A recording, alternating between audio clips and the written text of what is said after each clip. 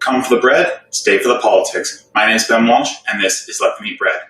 Today we are going to be making my traditional challah recipe, and we will be using a stand mixer to do it. So, let's get started. The first thing we're going to do is we're going to create our yeast mixture. So, I'm going to pour 6 ounces. Let's get ounces first. I'm going to pour 6 ounces of water in here and then microwave it.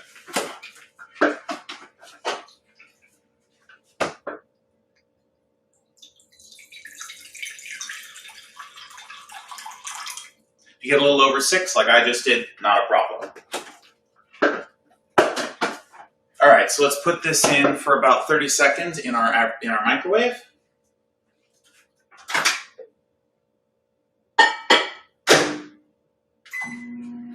We want the temperature to be between 105 and 110 degrees. So if you need to put yours in for a little longer, then that's okay too.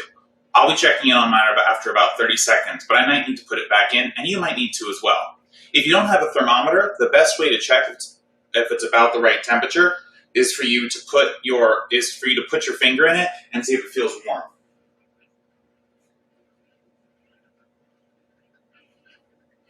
All right, let's go and check on it.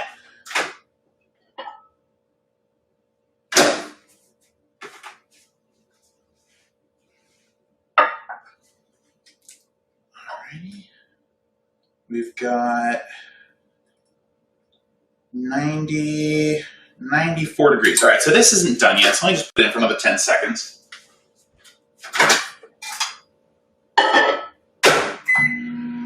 The important thing is to not have it too hot. So obviously, if it feels like it's very warm, or if it hurts your finger to put in, you need to find a way to cool it down somehow.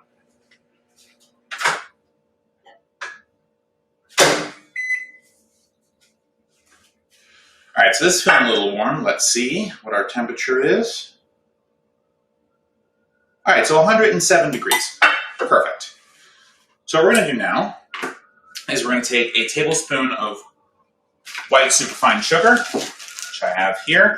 We're going to mix this into our water, and this is to feed our yeast. Remember, yeast is alive, and it wants to eat, so make sure that we're feeding it. Make sure we're feeding it.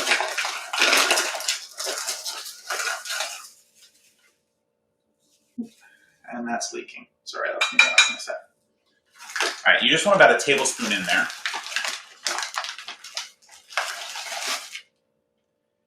Then mix it around.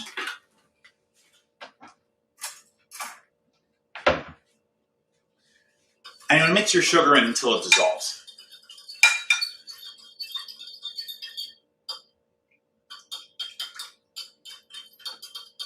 That shouldn't take very long since the water is warm. And if there's a little bit of sugar at the bottom, not the end of the world. All right, so now we're gonna get our yeast. Remember to keep your yeast in the fridge.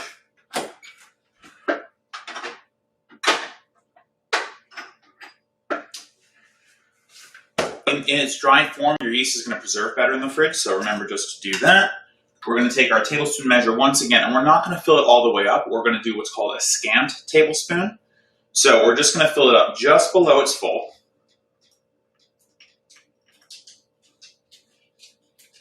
And we're going to sprinkle it on top. We're not going to dump it in, we're going to sprinkle it on top. And using our fork that we had here, we're just going to fluff it. So what I mean by fluffing is you're going to take your fork and just do a little round motion on the top, just to get the yeast to incorporate a little bit with the sugar water mixture you've got in there. The yeast isn't going to dissolve, so if it doesn't look like it's dissolving, it looks like it's sitting on top, that's fine. Just give a few stirs till the water starts to become cloudy with it, and then you're pretty much done.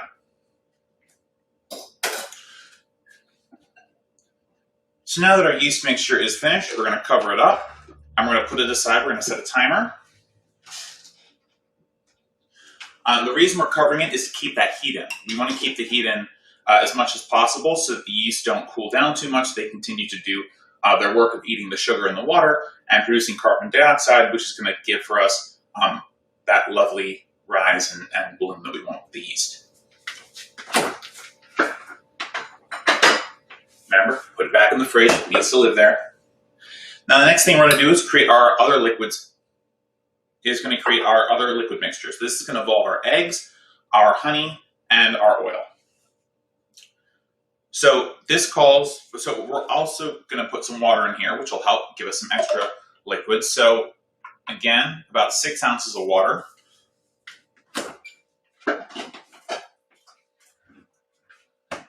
And if you put a little bit more in your first set of water, put a little bit less in this one. Yeah, so I put about 5.6 in this one, so I went a little overboard with the water in the yeast mixture. Okay, that's taken care of. We're going to microwave this again. You don't want it to microwave as long. You want the temperature of this to be just below 100 degrees. So in your microwave, it's probably going to be like 25-30 seconds, but I wouldn't give it more than 30 seconds in your microwave.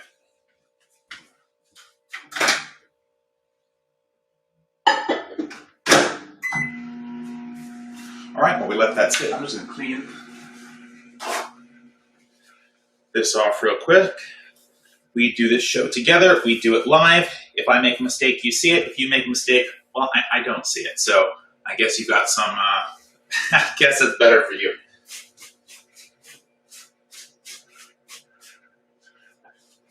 So if you do make a mistake, you can at least hide yours. But you're going to see me make mistakes. I'm not perfect, and we're doing it together.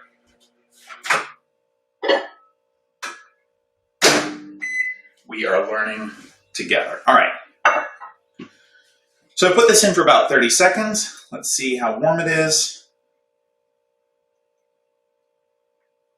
All right, so this is running a little hot. Now, this is about 105 degrees, 106 degrees. It is not going to cook your eggs. Your eggs need a lot hotter to cook, so you don't really have to worry about it. If you are really nervous, though, you can put in your other liquid ingredients, your oil and your honey first.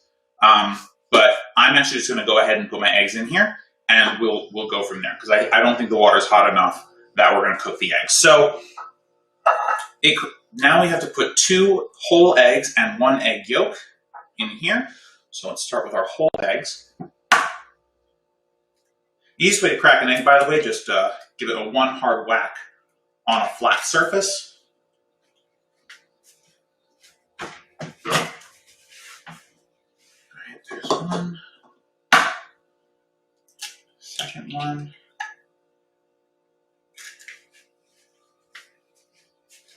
All right, for a third one, I actually have a bowl of egg whites in my fridge. Since we do this every week. Let's get that out there.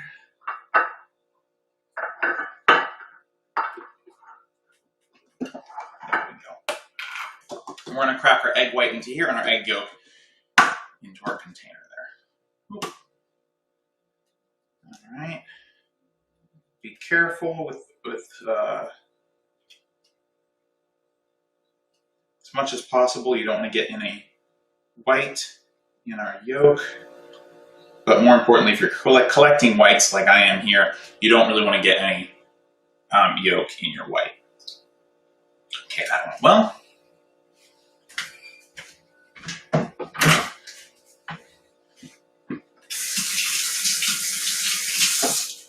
Put this back in the fridge real quick.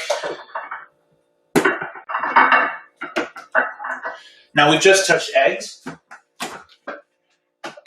and the outside of the egg, and most of the salmonella on an egg is on the outside. So real quick, we're going to go wash our hands. I suggest you do too.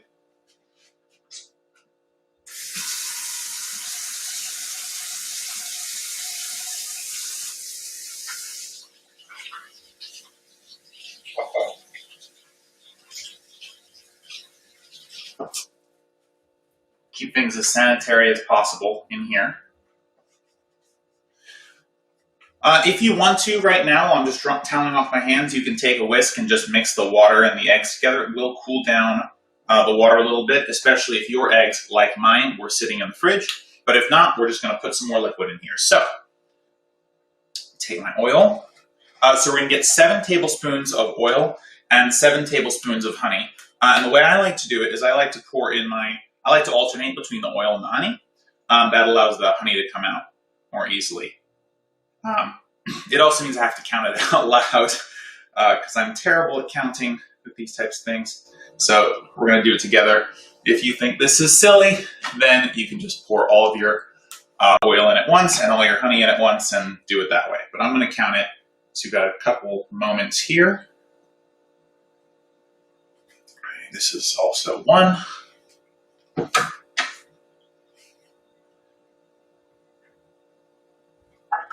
2.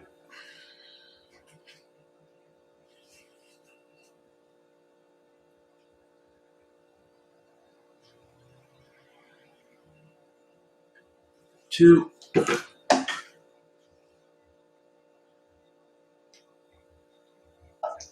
3.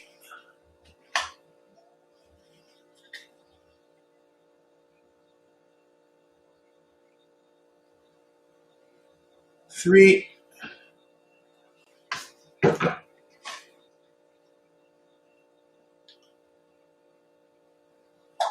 4.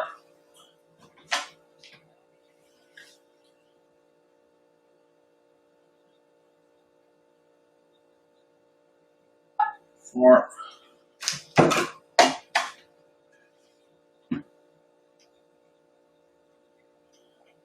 5. Almost there.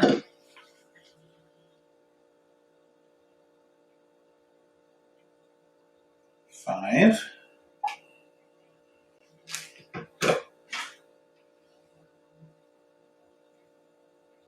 Oops, 6. That was a little much. That might be 6 and 7. And we'll just a little tiny 7 for the oil.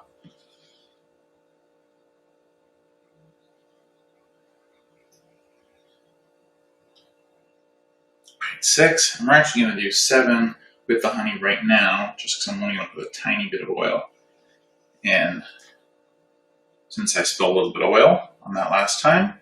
All right, let's just put a tiny little bit of oil, probably half a tablespoon. If you spilled like me, if not, do the full 7. You will need it to counteract the amount of flour that goes in here. All right, we are now done with our tablespoon measure. You can chuck it in the sink. You grab a whisk or that fork you were using earlier, and we're going to mix this mixture.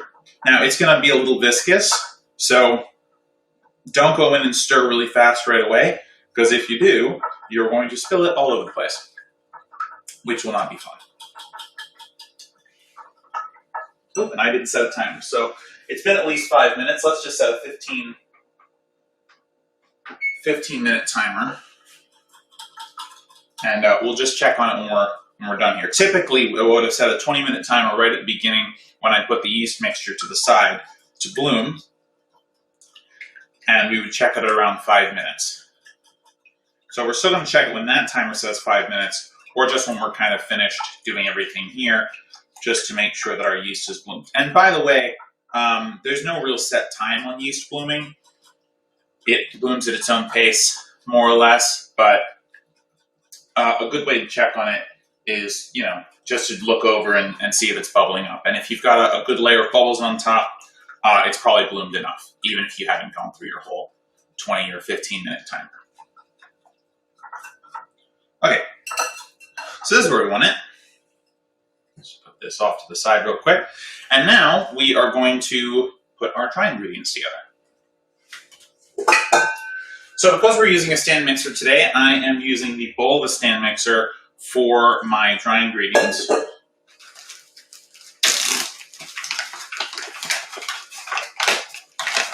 Move our flour over here. Grab the sugar as well. Look at that. Put our thermometer back on the fridge where it lives. All right. So bring this over here. Take our cup measure, and we're going to put about 6 cups of flour. Now you don't have to level these, but don't do heaping. If you can, fill it up and then shake it off in the bag so it's about level. But you don't need to get like a knife out or offset spatula and level it out that way. It doesn't require that exact amount of flour. Especially because with bread, you can always need more flour into it or add a little bit more liquid. There's some chemistry going on here, but the truth is, a lot of it you just, there's some guess and check as well. All right, so your third cup of flour.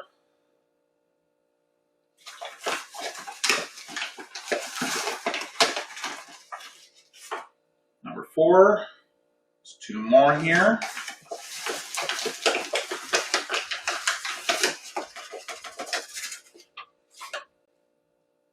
I had some heaping ones. I'm going to do a baby one. Shake out some of that flour.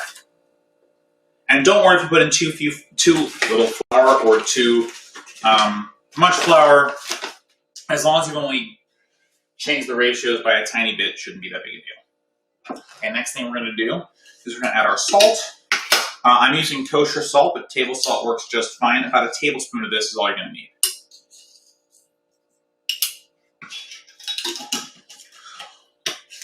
Also, I encourage you to put things away once you're done using them. It'll make cleaning up in the kitchen easier. I do my cleanup after the show is over, so I'm not going to be putting stuff away on camera. It's a waste of your time and mine. Okay, so now that I have my dry ingredients, you can kind of see, well, I just moved this flour, but you could see my salt on top. What we're going to do is we're going to put this in our standing mixer. Lock our bowl in place. And then if you do have a standing mixer, you're going to want to use this. This is our dough hook. The design of this allows it to knead. This will do a lot of the, this is going to do pretty much all the kneading for us. But you want to make sure that you're using this as opposed to any other attachment. This is really the attachment you want to use for bread.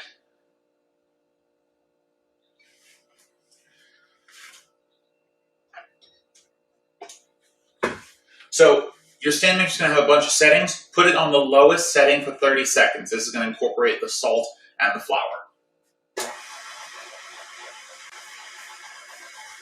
Doesn't have to be exactly 30 seconds, but I like 30 seconds as a good metric. It's easy to remember, and then the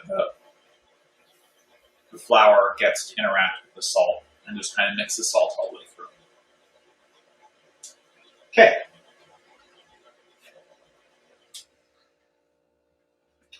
All right, so this is saying we've got about 11 minutes left on our yeast mixture. I'm actually just going to check it. Let's see. It's looking all right. I think we will leave it for another minute or two. But I'll bring it over and show you.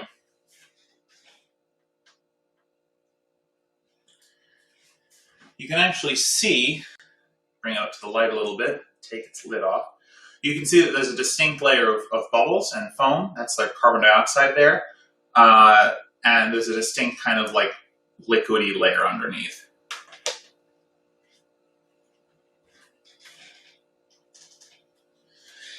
By the way, if your yeast is not producing that reaction, you have 1 or 2 problems. One, you didn't put enough food in for the yeast to eat, or secondly, you have yeast that's no good. Even if you're keeping your yeast in the fridge, after a while, your yeast can go. Typically, yeast is going to last a long time, but even yeast can go bad eventually, so you just need to be careful. Watch the expiration date of your yeast. Read the instructions of the container your yeast came in. Sometimes it'll tell you how long it takes for that yeast to go bad. And this is going to be true whether, no matter what kind of yeast you're using. For active yeast, for what's called fresh yeast, which we're rarely going to use on the show, if ever, but for fresh yeast, that goes bad really quickly. So typically, if you can get that, now a lot of places will sell it, you're going to be using it pretty quickly. So that you don't have to worry about storing because it's going to go bad almost immediately. But for your instant yeast or your active dry yeast, the active dry yeast is what we're using, the kind you bloom ahead of time. The best way to tell if it is alive and it is doing well is just to test it, is to bake something with it and to see, if it's going to actually work. So that layer is actually getting up a little bit. I think I'm going to pull it right now, and we'll just start putting our dough together. And I think that'll be fine. Turned off our timer. So you're not really going to be able to see what I'm doing, so I'm just going to kind of tell you what I'm going to do right before I do it. So first thing I'm going to do is I'm going to take my yeast mixture, I'm going to pour it in to my mixture over here, while the standing mixer is on the second lowest setting. On mine, it's 2. As soon as the yeast mixture is just combined, I'm going to take our egg mixture here, and I'm going to do the same thing. And then you're going to let that kind of get to know each other, let that move about together until it comes together. And then you can speed that up, because we're going to do all of our kneading in here. And once it's together, I'll talk a little bit more about how to knead in the stand mixer. So give me 1 second.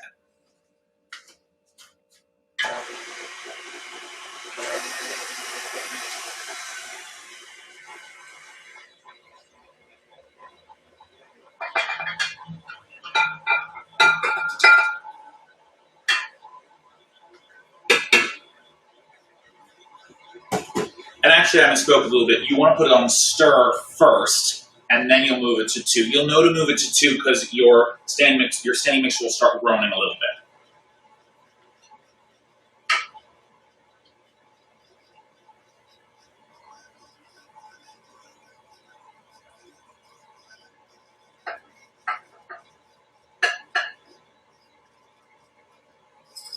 All right. So listen to your stand mixer. It's going to tell you when you need to speed up. Mine is doing that now, so let me just speed it up.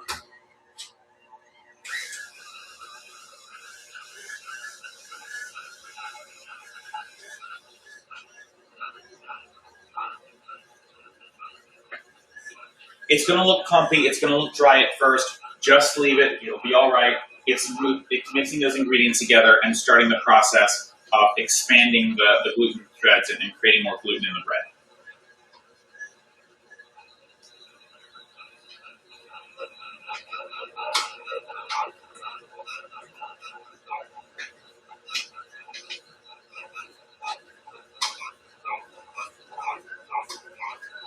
Now, if your bread dough is really dry and it's really not coming together at all, just add a little bit more liquid. You want to do it a small amount at a time.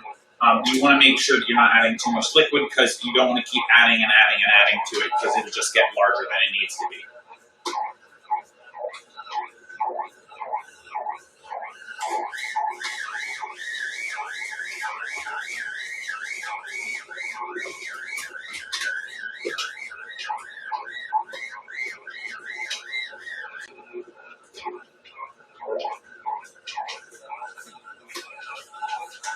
All right, at this point, your bread should be pretty much combined.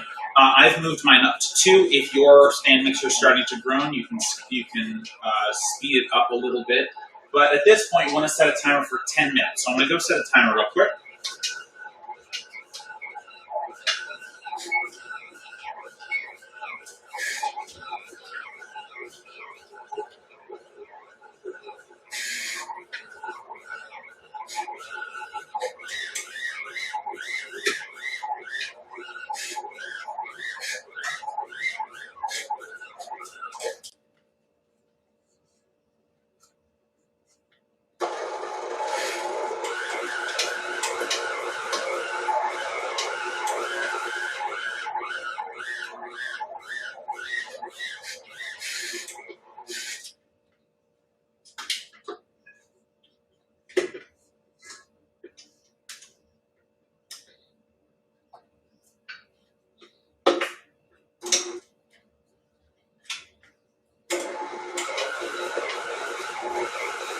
So sometimes what might happen is your dough may ride up your dough hook, and that's okay. It's normal for it to do that. But if it gets to the point where your stand mixer is struggling to mix it, you just want to make sure that you use either your clean hands, a spatula, or something like that. Just scrape down the sides to make sure that, and just to scrape down the dough, put the dough in the bottom so that the dough can actually do its work of getting in there and expanding and pulling the dough in different directions, which is how it needs it, instead of us kneading it. So that'll keep going. You can speed it up, you can slow it down. It really just depends on your stand mixer. But you want to hear one of two things. You want to hear kind of that slapping sound. So as it starts to spin and the bread and the dough starts to form those pulls, it's going to kind of come away from the central mass, and it's going to slap against the side. You want to hear that.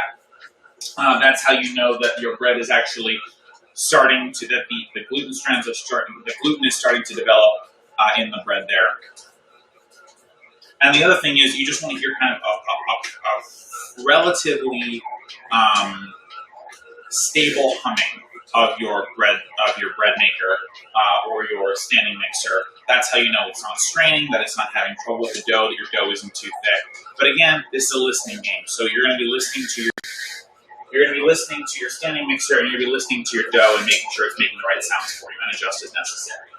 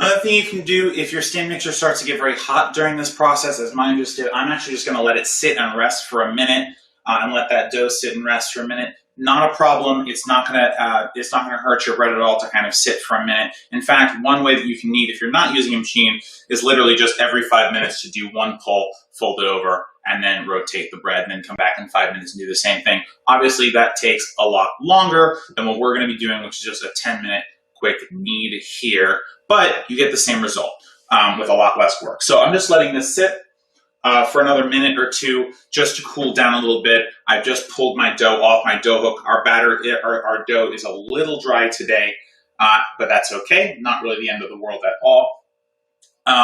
So what we're going to be doing in the meantime while we let that wait is actually really nothing. We're really not going to be doing anything in the meanwhile while that waits. Actually, I can just wipe down my board here a little bit. So that's set for a minute. I'm going to set my timer back another 2 minutes just so we get the full 10-minute knead time, and we're going to turn our mixer back on.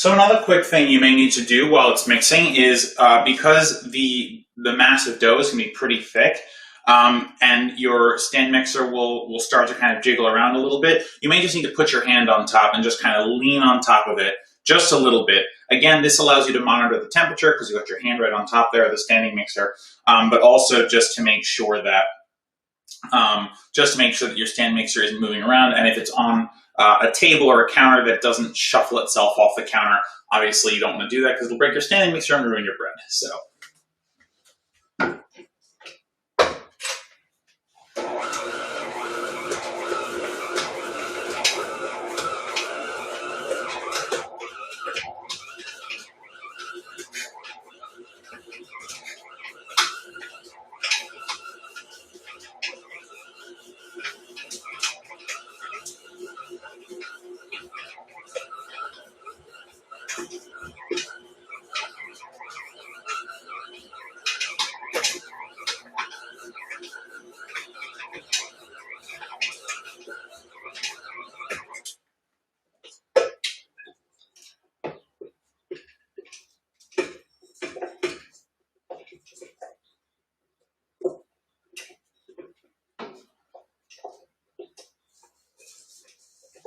So because we're doing this live and mistakes can happen, we're actually going to change plans because my standing mixer has gotten very hot and I don't want to push it any farther.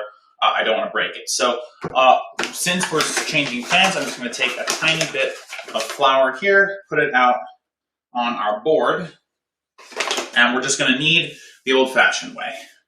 I just want to make sure. At this point, if you do have to switch like I'm doing, you can ignore your timer. This dough is actually kind of feeling pretty good, so we may not need to knead it for a ton of time, but obviously we want to make sure that no matter what method we're doing, that our bread passes the window pane test, which I talked about last week. I will talk about again when we do it this week. Just get this moving a little bit. Most of the kneading work should have already been done. Your dough should start to kind of feel soft, even if a little tacky. So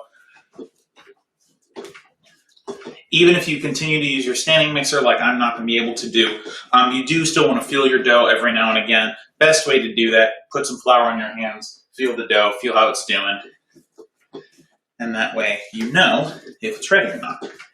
And if you think it's ready, like I think ours actually might be close to, we're gonna take our dough, we're gonna take one hand in an L pattern, we're gonna put it over our dough here, and we're gonna squeeze off a little ball.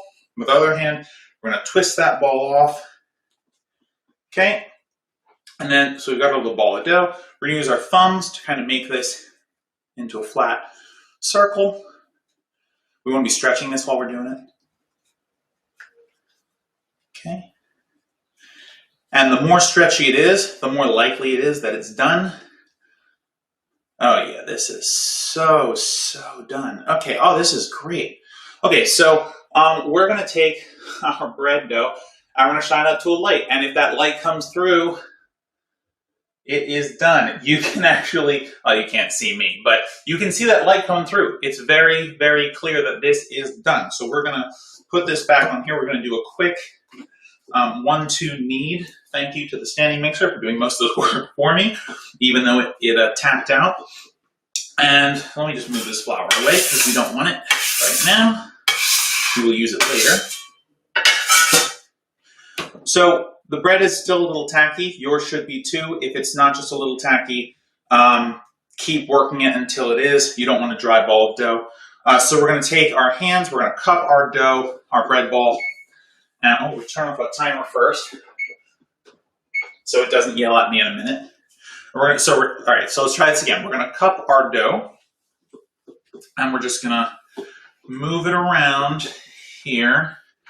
You can actually see a little bit that the dough is holding on. You should be able to feel that the dough is holding on to the breadboard.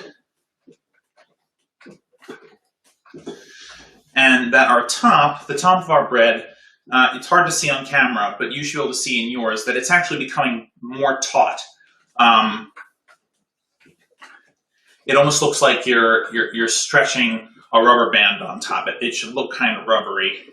And using this method, it should just come together into a nice, tight dough ball, which mine just has. So what we're going to do is we're going to take a tiny bit of flour, just put it down here, so that this ball is easier to get up once we are ready to bring it up. So now we have to let it rise. So the way that we're going to do this, we're going to prep our bowl. You should have a fairly large bowl for rising, like a kitchen bowl. I'm using this one. And this is a glass bowl. It's going to be cold coming out of the cupboard or wherever you took it from. So what we're going to do just to prep our dough ball a little bit, just to help out our dough ball a little bit, is we're going to turn it over and we're going to run it under some hot water in the sink. You don't want it to be too hot. You want to run it under water that's just warm enough to wash your hands. And we're just going to run it until the bowl starts to feel a little warm. We're going to run a paper towel over it just to dry it off real quick. And then we're going to plop our bread in with some oil. So be back in a second.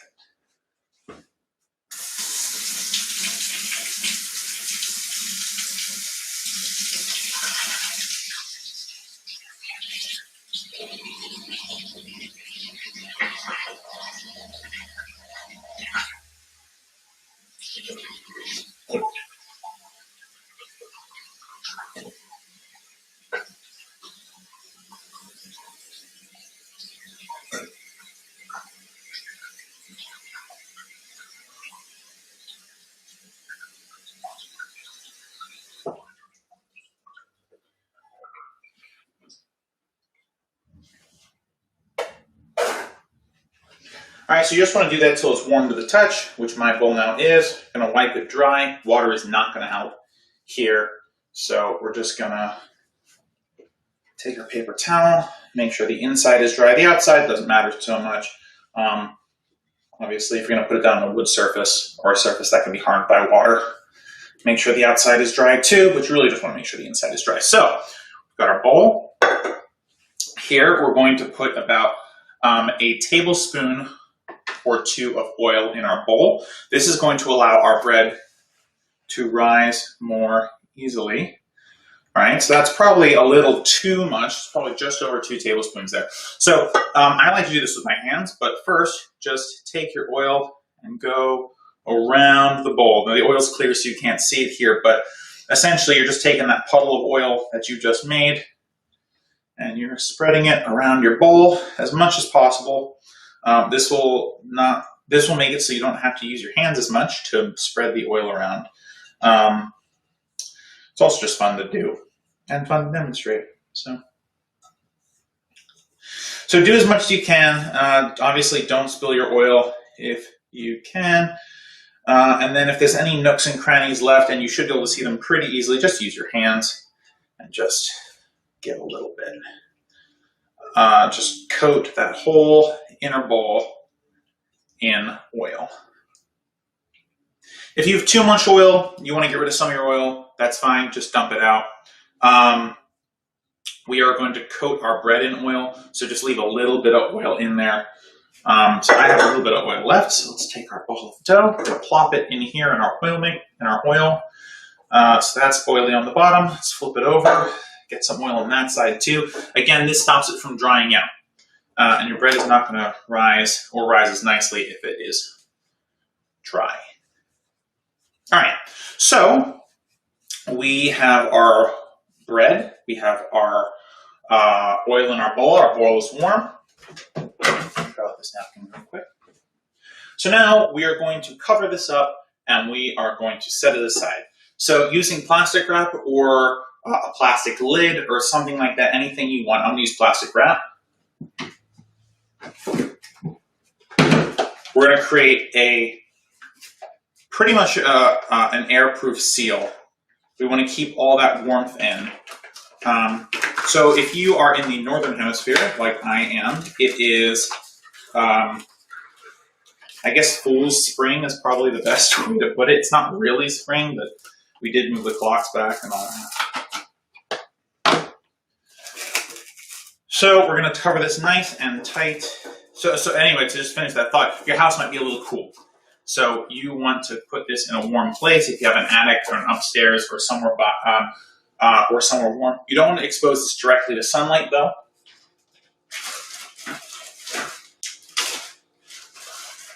And the reason for that is it'll just get too hot. It'll get too hot, it will rise too quickly, and it won't perform its second rise, and it just won't be nice. So we're going to cover this. So I've got plastic wrap down to keep the heat in, to stop stuff from escaping and to stop stuff from getting in, and I'll put a towel on top just to keep that heat in. So we're going to set our bowl over to the side here, and we're going to set a timer for an hour.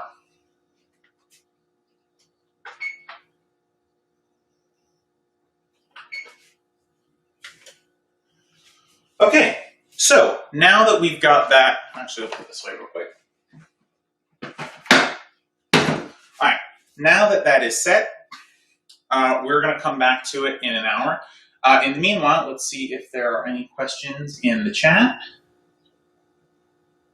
No, there are not.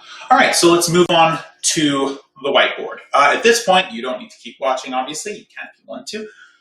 We'll be back in an hour if you're just here for the bread. But if you want to stay for the politics, come listen. I'm going to talk about some things that came to my attention this week. And let's go to the whiteboard.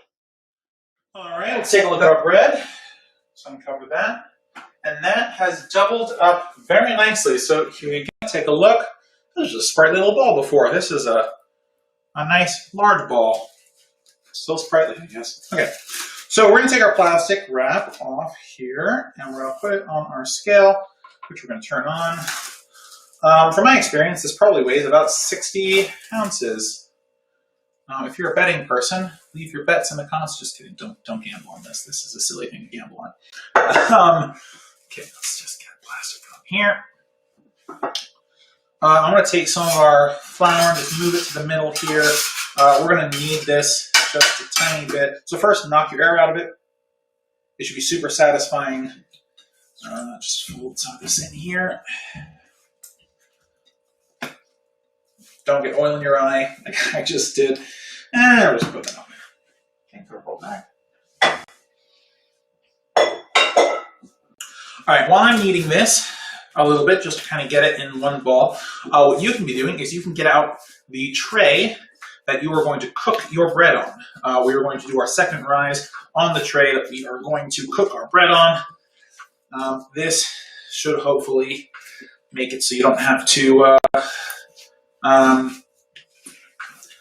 this should make it so that you do not have to transfer your bread once you've shaped it, because transferring a loaf of bread once it's shaped is really hard.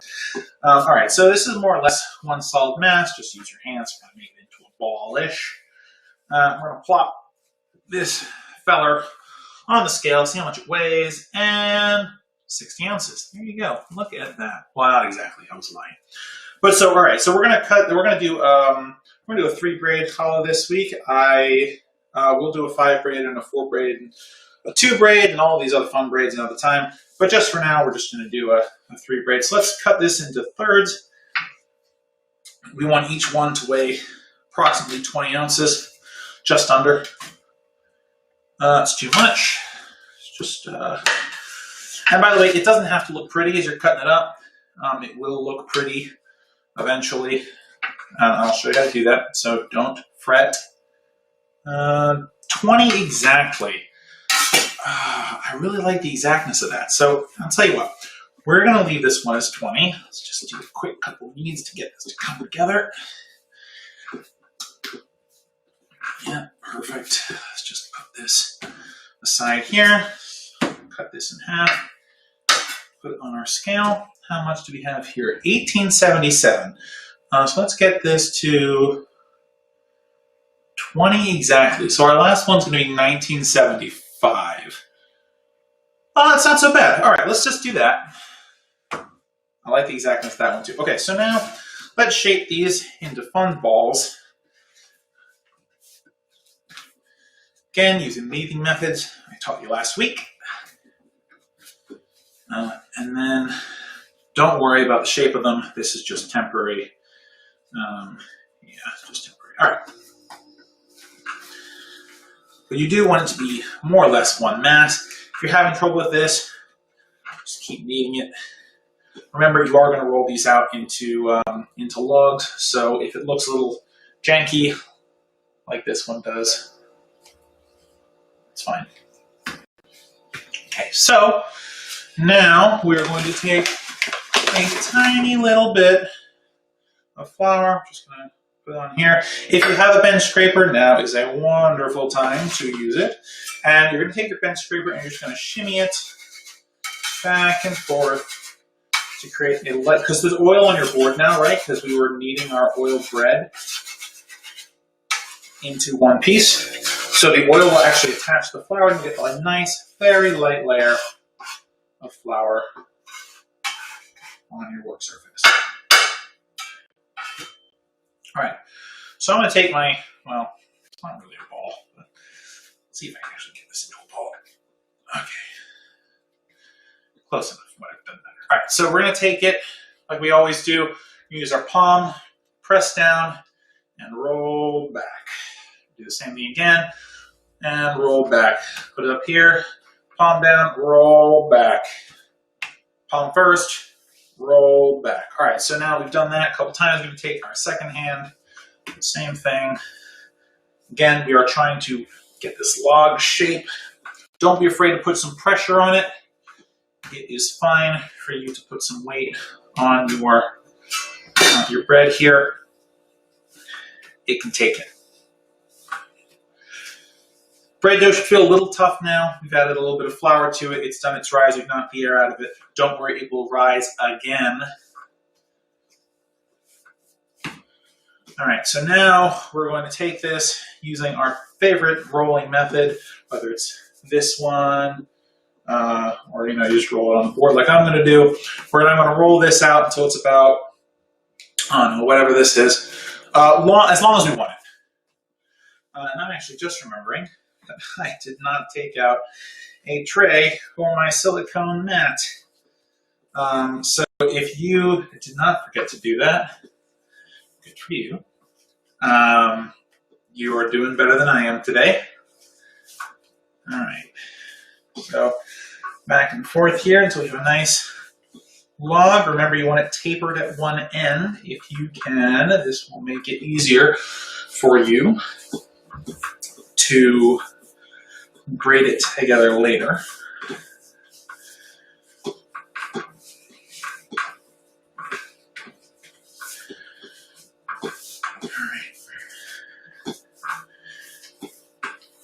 Remember, as much as possible, make it even. You want it the same width and length the entire time, if you can.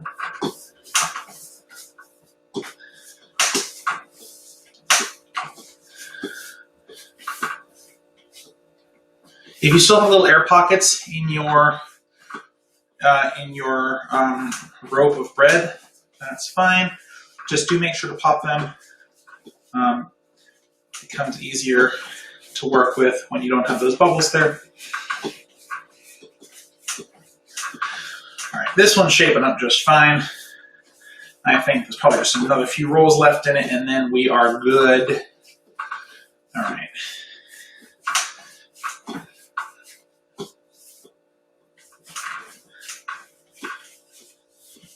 Yeah, it's good. Okay. So now we're going to be smart and we're going to get our tray out.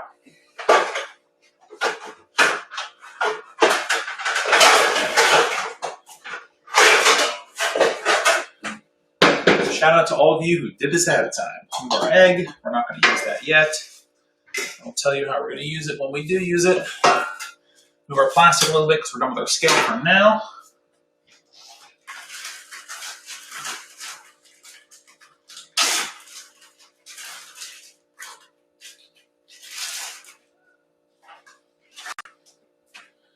Okay, let's put our silicone pad down. If you don't have a silicone pad, parchment paper is your friend.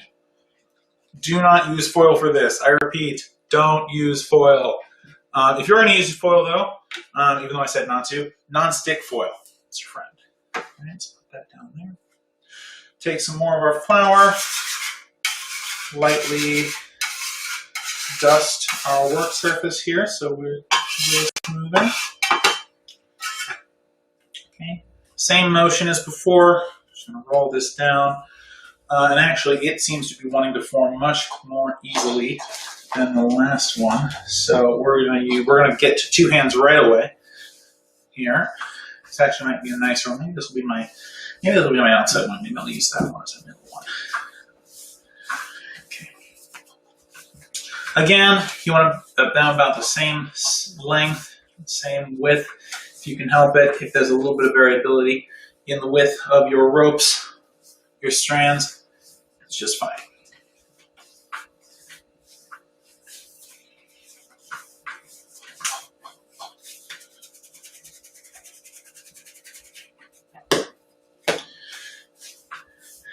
Maybe next week we'll do the slap method of kneading. That's always a fun one. Not as effective as the other methods of kneading, in my professional opinion, but it is fun. And if I'm having fun, I'm sure you guys are having fun too, since we are doing this together. All right, it's about, it's actually a little shorter. Let's just roll it out a little bit more. All right, I think that is close to what we want. It's fine to stretch. All right, last one, same basic thing. You guys are flying through it by now.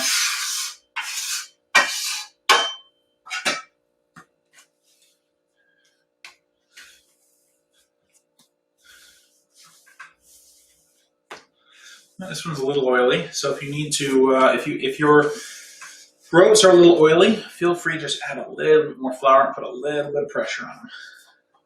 Help them roll out nice and even. Don't mind the entire table moving here.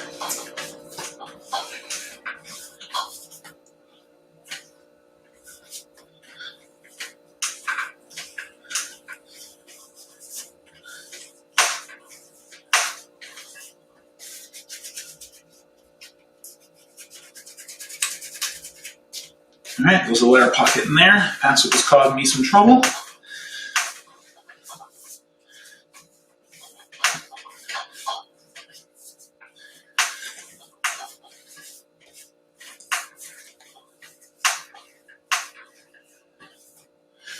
Remember, only taper on one side. You do not need to taper on both. Because we're going to be stretching our challah as it goes down a little bit, so it will be tapered enough once it gets to the other side. We just want to taper it on the one side. Okay. All right, so we've got 3 strands. I want to just one more time, see if I can get this one a little longer. Okay, perfect. Let's bring this up here. Which one did I say I was going to be my middle one? This one's nice to be an outside one. Let's do my middle one. All right, we don't need this anymore. In you go. All right. So we're going to take our 3 tapered ends on this side. We're going to squish them together. Just take your 3 tapered sides in your fingers and squish. And then the motion you want to do is you want to stuff them on top of each other. So, yeah, until they stick. All right, so now take one side, fold it over. Second side, fold it over. And as you braid, you want to make sure that your braid is as tight as possible. I'm doing a little faster since I did slow last week. I'm going to have to stretch our dough a little bit, but that's okay. So when you get to the end, you're going to have 3 baby strands. Just smush them together and crump them underneath. And this side that should now be large and bulging, you're going to do the squish one more time. Make sure it's all together. Squish it underneath there. Now, for some reason, you decided that you were going to braid on your board and then move it over. Again, come at it this way. Squish the bread to the middle, and you can hold it like that. It should look like that when you're holding it. Put it out. Allow it to stretch out a little bit. All right, so now we are going to cover this in our plastic once again. Please reuse the same plastic.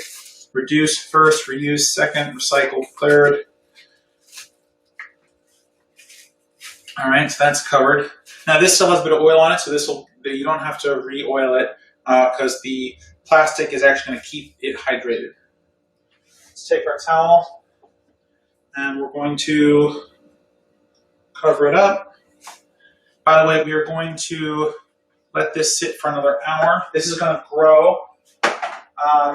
Don't tuck your towel so tightly underneath your bread, underneath your tray.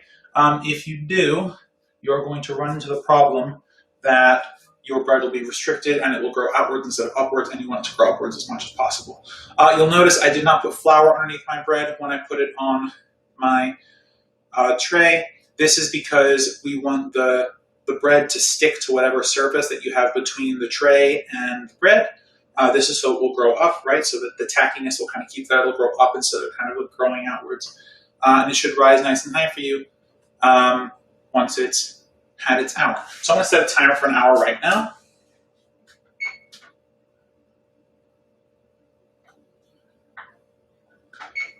All right, so our timer is set. So at this point, we've reached the end of the episode, which means I'm going to tell you what to do with this bread in an hour. So in an hour, you are going to uncover your bread. You're going to make sure it's doubled in size. If your bread has not doubled in size, recover it, let it sit for another 20-30 minutes. Check on it frequently. Make sure that you are that your bread doesn't overproof. If so, it won't rise as much in the oven. The next thing we're going to do, we're going to take our fourth and final egg.